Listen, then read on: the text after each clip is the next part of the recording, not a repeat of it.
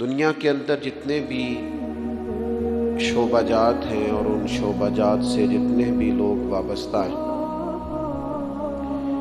ان لوگوں کی کچھ نہ کچھ نشانیاں ہوتی ہیں۔ ہر محکمے کی اپنی ایک مخصوص گفتگو اور زبان ہوتی ہے۔ مختلف اداروں میں بولے جانے والے الفاظ مختلف ہوتے ہیں۔ انسان بعض اوقات اپنے کام سے، بعض اوقات اپنی زبان سے، بعض اوقات اپنے لب و لہجے سے پہچانا جاتا ہے کہ یہ کس شعبے کا آدمی ہے۔ آپ کسی شخص کو پگڑی داڑھی کے اندر دیکھتے ہیں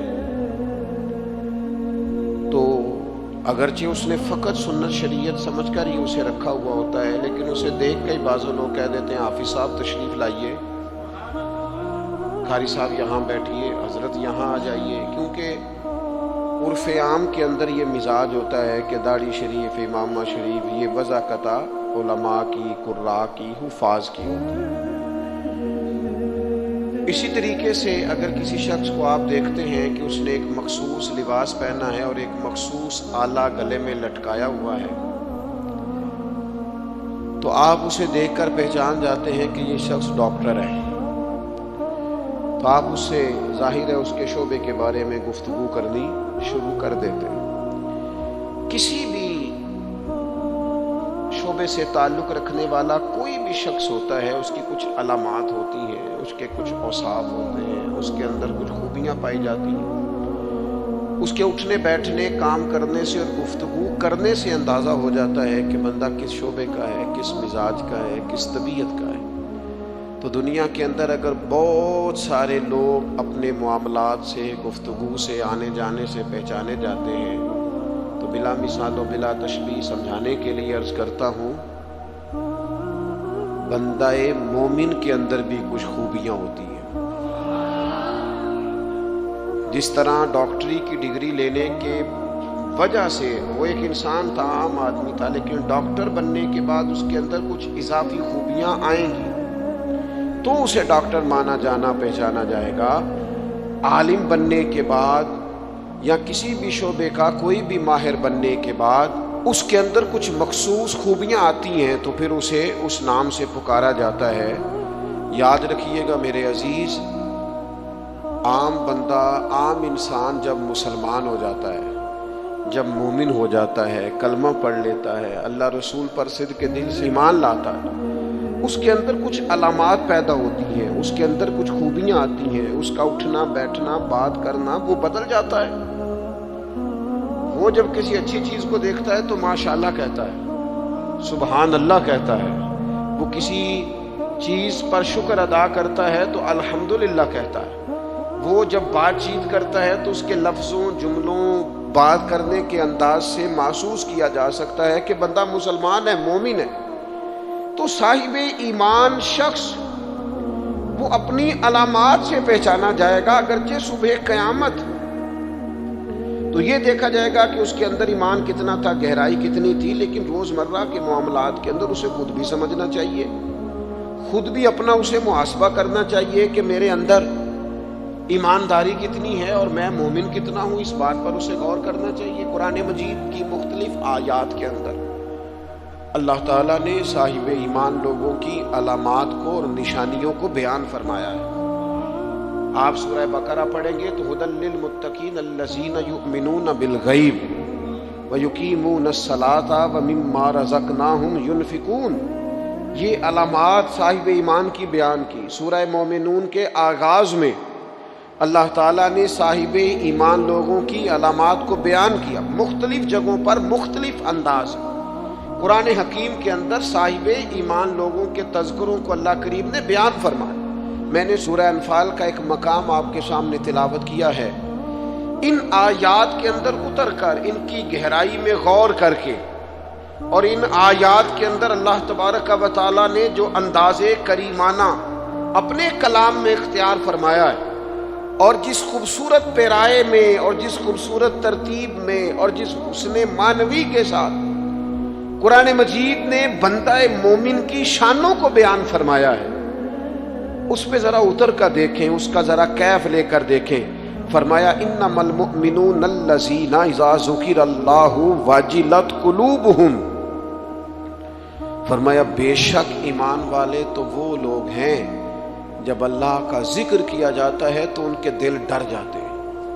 وجلت قلوبہم، اللہ تعالیٰ کے جلال کے ساتھ ان کے دل ڈرتے ہیں، ہیبت زدہ ہو جاتے ہیں صرف اللہ کا ذکر کر دینے سے ہی. اور قرآن مجید کا حسن دیکھیں، یہ نہیں فرمایا بندے ڈر جاتے ہیں، وجلت قلوبہم، ان کے دل ڈر جاتے ہیں، ان کے دلوں پر ہیبت طاری ہو جاتی، ڈر جاتے ہیں. وَإِذَا تُلِيَتْ عَلَيْهِمْ آيَاتُهُ زَادَتْهُمْ ایمانا، اور فرمایا جب اللہ کی آیتیں ان پر تلاوت کی جاتی ہیں تو ان کا ایمان ترقی پا جاتا ہے.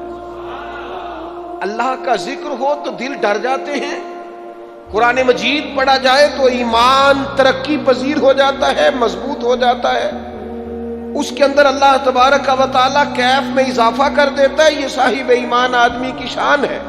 اور فرمایا یہ لوگ کون ہیں؟ وَعَلَىٰ رَبِّهِمْ يَتَوَكَّلُونَ، یہ وہ لوگ ہیں جو بھروسہ اپنے رب پر کرتے ہیں، ساری امیدیں ساری آرزویں اپنے مالک سے وابستہ کرتے ہیں، ان کا سارے کا سارا اعتماد اپنے مالک کریم پر ہوتا ہے. یہ مومنوں کی شان ہے. اور پھر ارشاد فرمائے الذین یقیمون الصلاۃ ومما رزقناہم ینفقون، یہ وہ لوگ ہیں جو نماز قائم کرتے ہیں اور جو کچھ ہم نے انہیں دیا ہے اس میں سے اللہ کی راہ میں خرچ کرتے ہیں.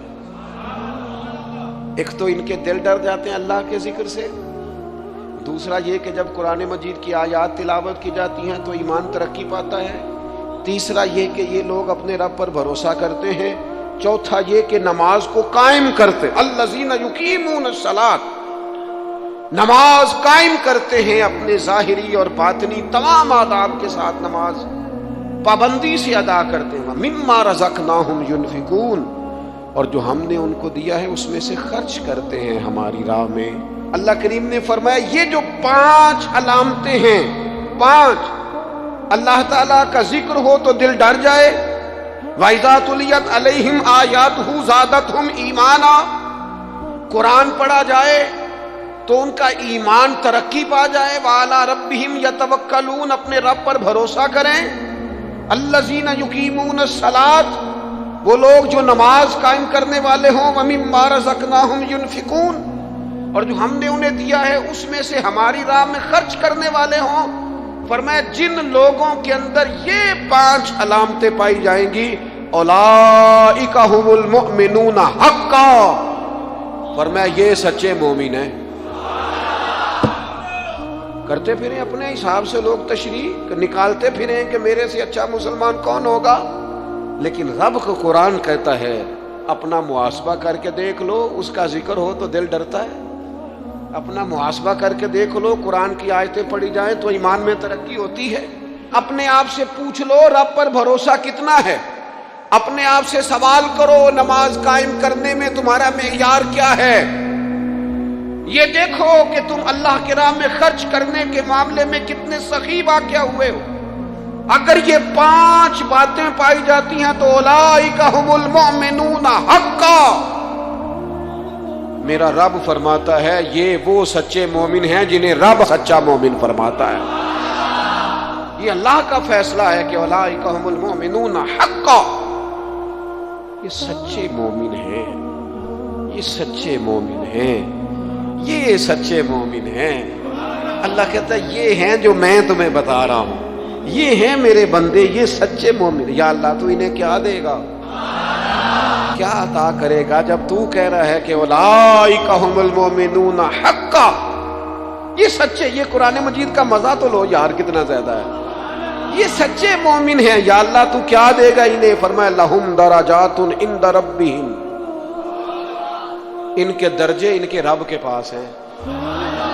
اس کا ایک معنی مفسرین نے یہ کیا ہے، یہ جو کہا نا لہم درجات عند ربہم، ان کے درجے ان کے رب کے پاس ہیں. مالک فرماتا ہے اس کا ایک معنی مفسرین نے یہ کیا، یہ تو تمہیں قیامت میں پتا چلے گا کہ رب انہیں کیا کیا عطا فرمایا. لہم درجات عند ربہم، تمہیں کیا بتائیں اللہ انہیں کیا دے گا، ان کے درجے ان کے رب کے پاس ہیں. اس نے لکھ دیا ان کا اجر، طے کر دیا ان کا انعام۔ ان کے لیے مالک کریم نے اپنی رحمت سے فیصلے کر دیے کرم والے۔ ہاں تم اگر دنیاوی طور پر دیکھنا چاہو، تم اگر سمجھنا چاہو تو فرمایا وَمَغْفِرَةٌ وَرِزْقٌ کریم، ان کے درجے ہیں ان کے رب کے پاس، اور ان کے لیے بخشش ہے۔ جو خطائیں ہو گئیں بھول کے وہ اللہ معاف کر دے گا، ان کے لیے بخشش ہے۔ اور یہ مت سمجھنا کہ صرف آخرت میں ہی نتیجہ ملے گا، یہ مت سمجھنا صرف بخشش ہی ملے گی، یہ مت سمجھنا کہ صرف اخروی زندگی ہی بہتر ہوگی۔ وَرِزْقٌ کریم، فرمایا ان کے لیے عزت والی روزی ہے۔ اوئے ہوئے ہوئے، اللہ کرے آپ سمجھیں قرآن مجید کا مزہ۔ وَرِزْقٌ کریم، انہیں میں باعزت رزق عطا کروں گا۔ روزی بھی ملے گی پر کہیں رسوا نہیں ہونا پڑے گا، روزی ملے گی پر ذلت والی نہیں۔ وَرِزْقٌ کریم، کبھی پلٹ کے دیکھو نا رب کے بندوں کی شان، اللہ انہیں رزق عطا فرماتا ہے تو عزت والا عطا فرماتا ہے۔ وقار والی روزی میں دوں گا، وقار والی۔ بس تم 5 چیزیں پیدا کرو اپنے اندر۔ ایک تو یہ دیکھو جب رب کی یاد ہوتی ہے تو دل ڈرتا ہے کہ نہیں، قرآن پڑھا جاتا ہے تو ایمان مضبوط ہوتا ہے کہ نہیں، تمہارا رب پر بھروسہ کتنا ہے، اعتماد خالق کتنا ہے، یہ اپنے اندر پیدا کرو۔ اور فرمایا نماز قائم کرو، اللہ کے راستے میں خرچ کرو۔ تم یہ 5 چیزیں پیدا کرو، رب کہتا ہے مومن بھی تم پکے ہو، درجے بھی بڑے دوں گا، جو خطائیں غلطی سے ہو گئیں وہ معاف بھی کر دوں گا۔ وَرِزْقٌ کریم، روزی ملے گی عزت والی۔ یہ کامل مومن کی نشانیاں قرآن مجید سورہ انفال میں بیان۔ ہم نا بعض ایسی چیزوں کا آہستہ آہستہ شکار ہوتے جا رہے ہیں جن میں ہمیں انتہائی زیادہ سمجھداری کی ضرورت ہے، معاملہ فہمی کی ضرورت۔ بندہ مومن کیا ہوتا ہے، اس کی علامتیں ہوتی ہیں، اس کی شانیں ہوتی ہیں۔ مومن کا ایک اپنا وقار ہوتا ہے، اس کی اپنی ایک الگ وزاداری ہوتی ہے، اس کا ایک اپنا اللہ تبارک و تعالیٰ نے سٹیٹس بنایا ہوتا ہے۔ ہمیں اپنا معیار قائم کرنا چاہیے، اور معیار وہ قلب سے قائم ہوگا، وہ روح سے قائم ہوگا، وہ باطن سے قائم ہوگا۔ بندہ مومن کا مقام سب سے پہلے اسے خود پتہ ہونا چاہیے کہ میرا توکل کتنا مضبوط ہے، اسے خود پتہ ہونا چاہیے۔ مجھے نہیں پتا آپ میں سے فجر کس کس نے پڑھی ہے، مجھے تو اپنا پتہ ہے۔ یہ ہمیں خود پتہ ہونا چاہیے کہ ہمارا معیار کیا ہے نماز کے معاملے۔ میں نہیں جانتا آپ کی جیبوں میں کتنا ہے اور آپ کتنا اللہ کی راہ میں خرچ کرتے ہیں، یہ بندے کا رب سے رشتہ ہے، یہ آپ جانے، آپ کا خدا جانے، میں جانوں، میرا رب جانے۔ اللہ کی ذات پر بھروسہ کتنا ہے، یہ لوگوں سے نہ پوچھتے پھریں، لوگوں کو نہ بتاتے پھریں، یہ تو دل کا معاملہ اپنے آپ سے پوچھیں، اپنے آپ کو خود اپنے سامنے کھڑا کریں، اپنا حساب خود کریں، اپنے سے کبھی کبھی سوال و جواب کریں، اپنے سے گفتگو کریں۔ پر کیا کریں، ہم ساری زندگی اپنا دنیاوی معیار ہی ٹھیک کرتے رہے، اپنے پیسوں کا حساب ہی لگاتے رہے، گھر مکان گاڑی سٹیٹس آنا جانا سلام دعا کتنی ہے۔ یہ ساری چیزیں جن لوگوں کی مضبوط ہیں، نیند ان کی کچی ہے۔ دنیاوی سٹیٹس جتنا لوگوں کا مضبوط ہے، سوچیں ان کی ٹوٹی ہوئی ہے، نظریات بکھرے ہوئے ہیں، لفظوں اور جملوں میں کمزوری ہے، باتیں جو ہیں وہ محسوس ہوتا ہے کہ ابھی تک یہ بندہ اطمینان ہی نہیں حاصل کر سکا زندگی میں، ابھی تک کوئی گفتگو پکی نہیں، کسی بات میں وزن نہیں، کسی جگہ ٹھہراؤ نہیں، کب ہوگا؟ رب کہتا ہے پہلے اپنے دل سے پوچھ، یہ ادھر ادھر کی باتوں سے تو ڈرتا ہے، یہ رب سے کتنا ڈرتا ہے۔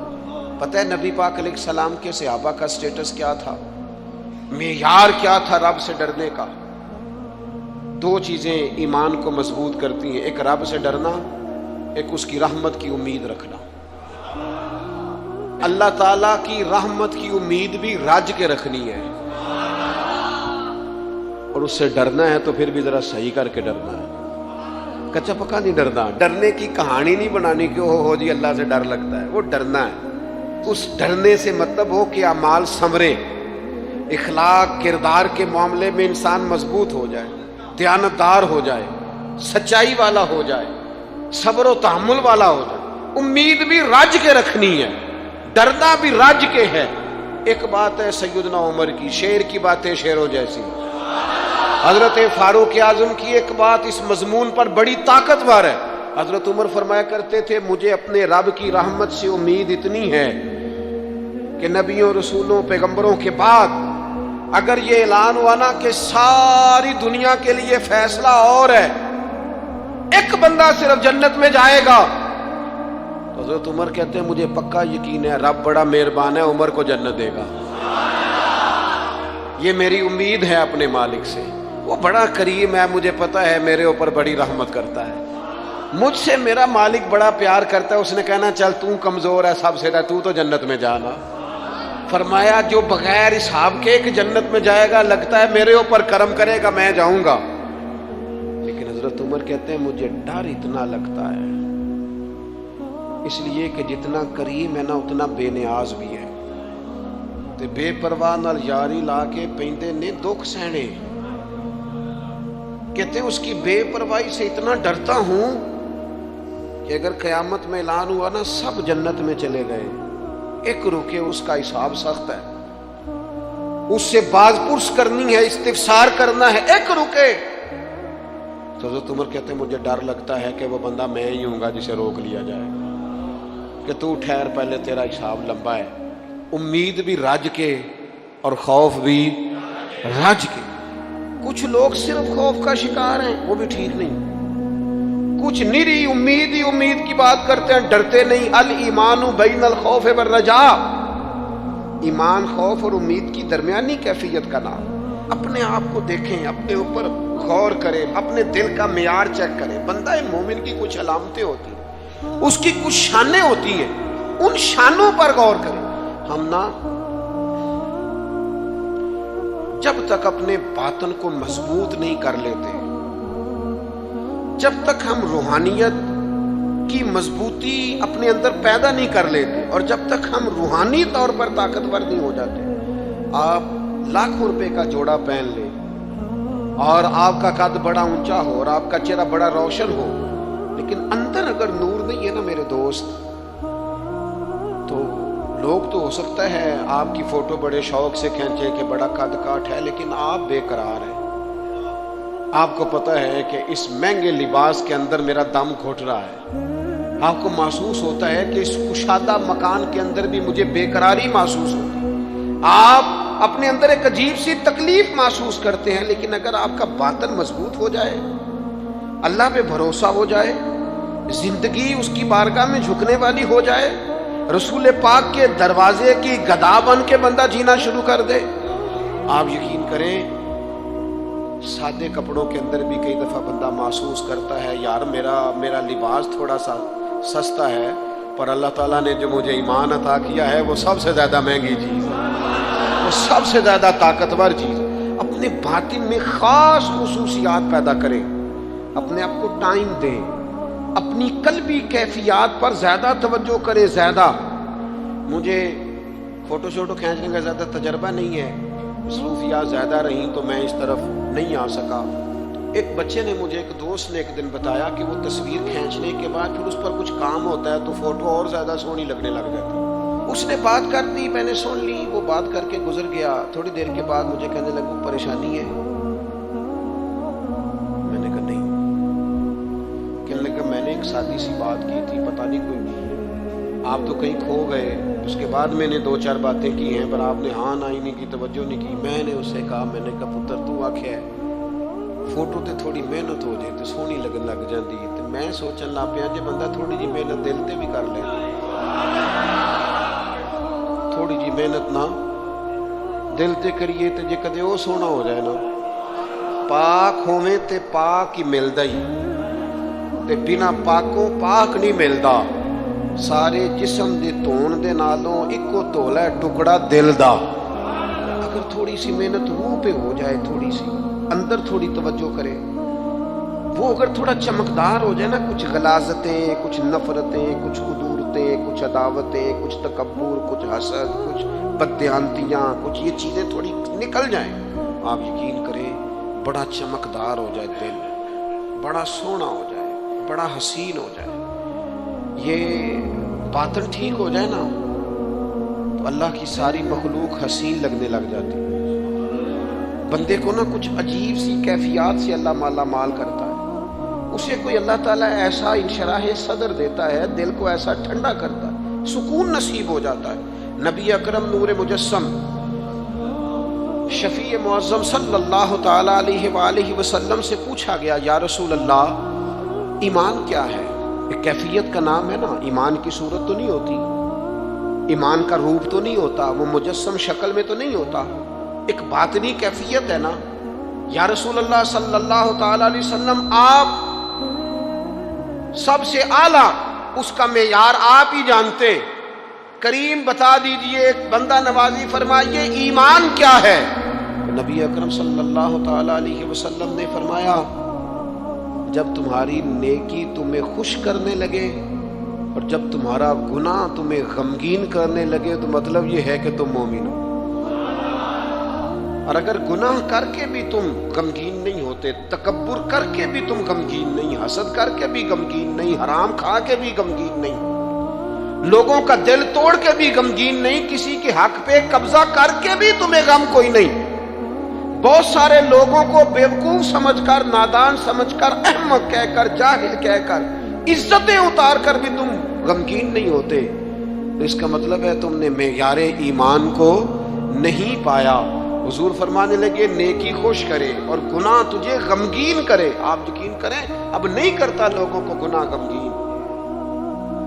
لوگ کسی بندے کا دل توڑ کے، اس کی عزت اتار کے، اسے پریشان کر کے، جھڑک کے کہتے ہیں، آیا تھا بندہ سنائیا میں نے 4، وہ تو نے گناہ کر کے اب تو بتا رہا ہے. کسی کو ڈانٹ ڈپٹ کے دل توڑ کے کہانیاں سنا رہا ہے، چلاکیاں کر کے اور تیزیاں دکھا کے. یہ تو بندہ مومن کی شان نہیں ہے. میرے کریم نے تو فرمایا نیکی تجھے سکون دے، اور جب تو گناہ کر کے غمگین ہو تو اس کا مطلب ہے تم مومن ہو. تو فوراً عرض کی، یا رسول اللہ پھر بتا دے گناہ کیا ہوتا ہے؟ تو حضور فرمانے لگے جو چیز تیرے دل میں کھٹکے وہی تو گناہ ہے. وہ جو چبھ رہی ہے نا، مومن کے دل میں غلطی چبھتی ہے، کھٹکتی ہے، اسے پریشان کرتی ہے یہ غلطی. اگر وہ چبھتی ہے تو پھر اس کا مطلب ہے وہ گناہ ہے. آج کل نا لوگوں نے گناہ کو گناہ سمجھنا چھوڑ دیا ہے. کسی نے کہا تھا جنوں کا نام خرد رکھ دیا، خرد کا جنوں. جو چاہے آپ کا حسن کرشمہ ساز کرے، آپ جو چاہیں نام رکھیں، جو آپ کی طبیعت آئے آپ وہ کام کریں، آپ اپنی مرضی سے نیکی اور بدی کا معیار قائم کر لیں، یہ ٹھیک نہیں ہے. اللہ کے رسول صلی اللہ تعالی علیہ وسلم نے جو آئینہ ایک بندہ مومن کے لیے بنایا ہے، اس آئینے کو ہمیشہ برقرار رکھا جائے. اپنے اندر وہ علامات تلاش کی جائیں جو ایمان کے بعد مومن کے اندر تبدیلیاں آتی ہیں، قلبی طور پر، روحانی طور پر اور اخلاقی طور پر. میں دیکھتا ہوں آج کل نا ہمارے ہاں سب سے زیادہ جس چیز کا فقدان ہے وہ محبت ہے. ہمارے لہجے، ہمارا انداز، ہمارا طریقہ، ہمارا اٹھنا بیٹھنا، اس کے اندر نہ محبت نہیں. ہم نہ لہجے الفت والے نہیں، مزاج محبت والا. کسی جگہ یار کوئی چلو پنجابی بندے ہیں، ایک دیسی گل تو ہم سنانے میں مزہ آئے گا. وہ ایک جگہ نہ کہیں ہم بیٹھے تھے ایک دفعہ، تو کسی شخص نے کسی سے کو لینی دینی تھی چیز، تو اس نے بات کی. تو آپ کو پتہ ہے وہ ریٹ لینے والا بہت زیادہ مانگ لیتا ہے اور دینے والا کوشش کرتا ہے 0 سے شروع کرو، نیچے سے ریٹ دیتا ہے. اس نے کوئی بات کی، ریٹ تھوڑا بتایا تو سامنے والا ناراض ہو گیا، کہنے لگا تو کس طرح کا بندہ ہے، کنج دی گل کی تھی. اب یہ جو ریٹ لگانے والا تھا اس نے بڑا حسین بات کی، وہ بندہ جواب میں بڑے غصے میں آ گیا. اس نے تلخ لبو لہجہ، لگتا تھا تھوڑی دیر کے بعد اٹھ پڑے گا، گریبان تھامے گا. تو آج کے کہنے لگا یار وہ لینا دینا تے مقدرہ ہے، گل تے پیار نال کر. میں نہ جناب شاعر مزاج آدمی نہ کئی دفعہ پورا فدا ہو جاتا ہے. میرا دل کرے اس بندے کے ہاتھ چوم لو، اس نے کمال بات. اس نے کہا لینا دینا تے اوے گل تے پیار نال کر یار، 2 گھڑیاں دا بہن ہے، ذرا پیار سے بات کر. کیا ہو گیا تجھے؟ ملنے آئے ہیں، غنیمت جانی ہے مل بیٹھنے کو، جدائی کی گھڑی سر پر کھڑی ہے، ابھی الارم بجے گا اٹھ کے تو اپنے گھر میں اپنے گھر۔ او بات تو پیار سے کر، او بول تو محبت کے ساتھ، سودا دینا بیچنا لینا الگ بات، او تو بولا تو ٹھیک کر، تیرا لہجہ تو ٹھیک ہو، تیری گفتگو تو ٹھیک ہو۔ لو سنو نا کیا کہا مدینے والے محبوب نے، کیا بات ہے میرے کریم رسول کی۔ حضور نے بات کھول کر بیان کر دی، مشکات میں موجود ہے۔ حضور فرمانے لگے اللہ کو ماننے والا، میرا کلمہ پڑھنے والا، فرمایا جو مومن ہوتا ہے نا، مومن ہوتا ہی الفت والا ہے، مومن ہوتا ہی محبت والا ہے۔ مومن اور محبت یہ لازم و ملزوم ہے، مومن اور محبت یہ ایک چیز کے دو نام ہیں۔ حضور فرمانے لگے مشکات میں حدیث ہے، فرمایا مومن ہوتا ہی محبت والا ہے، فرمایا اس بندے میں کوئی خیر ہی نہیں، نہ کسی سے پیار کرے نہ کوئی اس سے پیار کرے، جو نہ پیار کرے نہ اس سے پیار کیا جائے اس میں خیر ہے ہی کوئی نہیں۔ مومن جو ہے نا، مومن وہ پیار کرتا بھی ہے اور مومن سے پیار کیا بھی جاتا ہے۔ اپنی زندگی کو تلخی، مومن کی شان نہیں تلخ تلخ رہنا، ناراض ناراض رہنا، بے چین سا رہنا، ہر وقت شکوے کرنے، ناراض وقت گزارنا، ہر وقت کوئی نہ کوئی اعتراض کا دروازہ کھول کے رکھنا، ہر وقت کوئی نیا شکوہ، کوئی نئی بات کھول کے رکھنا، اس سے نکل آؤ یار۔ پیار جو ہوتا ہے نا وہ دنیا کو سنوار دیتا ہے، محبت جو ہوتی ہے نا اس کے اندر بڑا مزہ ہوتا ہے، اس میں بڑا کیف ہوتا ہے۔ اس لیے اپنے لہجوں سے تلخیوں کو نکالیں۔ ہمارے یہاں نا ایک بہت بڑا مسئلہ ہے، بالخصوص ہم جو صوفیاء کی جماعت ہے نا، اس میں بعض لوگوں کا خیال ہے کہ میں نا فلاں درود پاک پڑھوں گا تو نبی پاک کے قریب چلا جاؤں گا۔ کوئی شک نہیں، درود پڑھنے سے حضور کا قرب ملتا ہے۔ بعض لوگوں کا خیال ہوتا ہے کہ نعت شریف کی برکت سے محبوب کے قریب جاؤں گا۔ کوئی شک نہیں، نعت پڑھنا اور نعت سننا یہ بندے کے دل کو حضور کی محبت کے اندر بڑا مضبوط کر دیتا ہے۔ کچھ لوگوں کا معیار ہوتا ہے کہ میں اتنے وظائف اس ٹائم میں مکمل کروں گا تو میں نبی پاک کے قریب جاؤں گا۔